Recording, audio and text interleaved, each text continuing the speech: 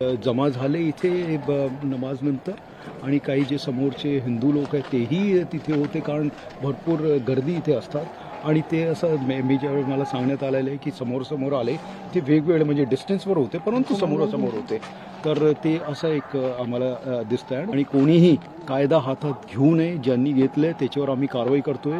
भरपूर मोठी संख्यामध्ये आपण लोकांना अरेस्ट केलेलं आहे आणि तसेच कोणी अफवावर विश्वास ठेवू नये.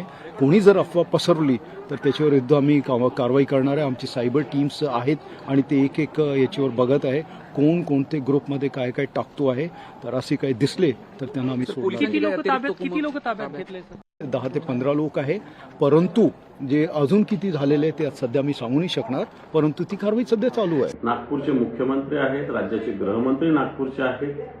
दंगा इथं होतोय आणि पोलिसांना कोणत्या गोष्टी कळत नाही, परंतु मागच्या महिनाभरापासून या राज्यामधलं वातावरण खराब करून हिंदू मुसलमानाचे भांडण लावून दंगली घडवून स्वतःची पोळी भाजवण्याचं षडयंत्र राज्य सरकारने करण्याचा पूर्ण प्रयत्न केलेला आहे.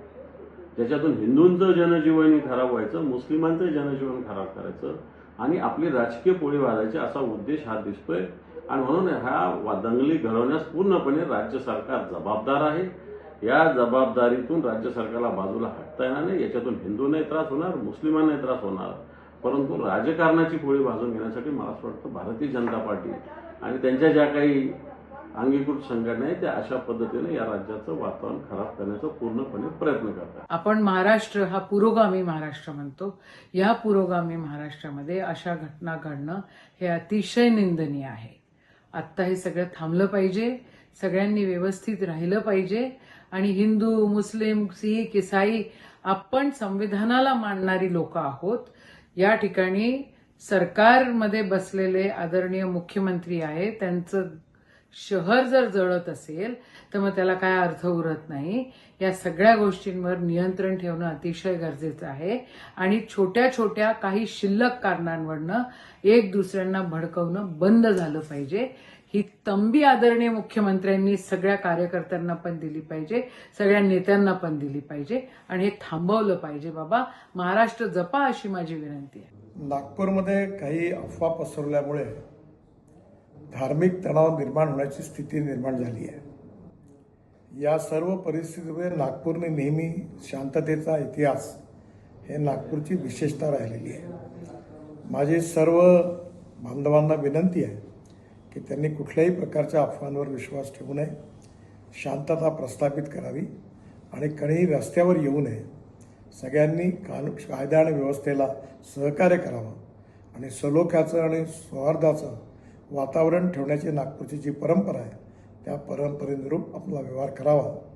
ज्या लोकांनी चुका केल्या असतील किंवा ज्यांनी गैरकायदेशीर कृत्य केले असतील त्यांच्यावर सरकार कारवाई करेल असा विश्वास मी आपल्या सगळ्यांना देतो.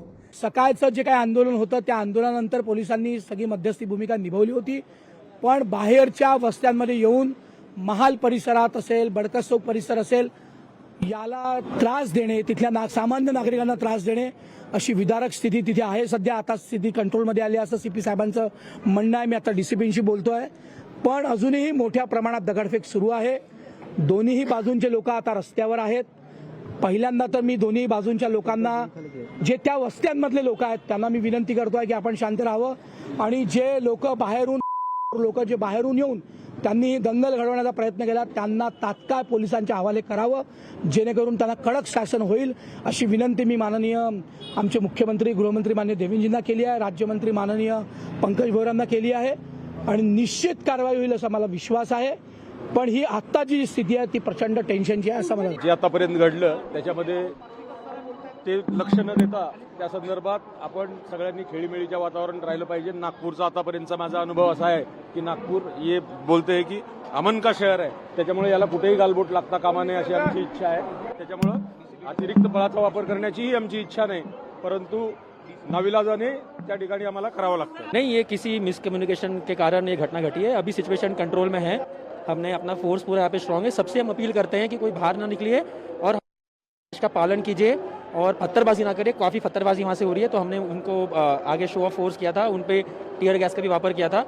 अभी सिचुएशन कंट्रोल में, कई छोटी छोटी कोई गाड़ी को एक आग लगाई है तो उसको हमने फायर ब्रिगेड बुला के उसको भी हमने प्रोटेक्टिव सपोर्ट फोर्स देके उसको भी बुझाया है। पुलिस कर्मी भी इंजर्ड हुए।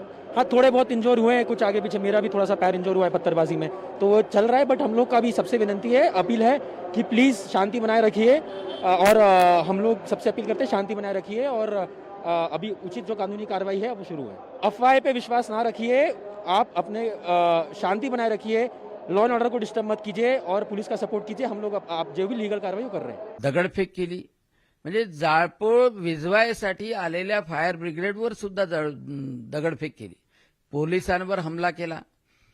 आणि हे असे गुन्हेगार आहे की त्यांना देवेंद्रजी फडणवीस यांचं असलेलं समाजाभिमुख सरकार आवडत नाहीये, त्याचा विरोध करायचा आहे आणि त्याचं रूपांतर आज नागपूरमध्ये झालं.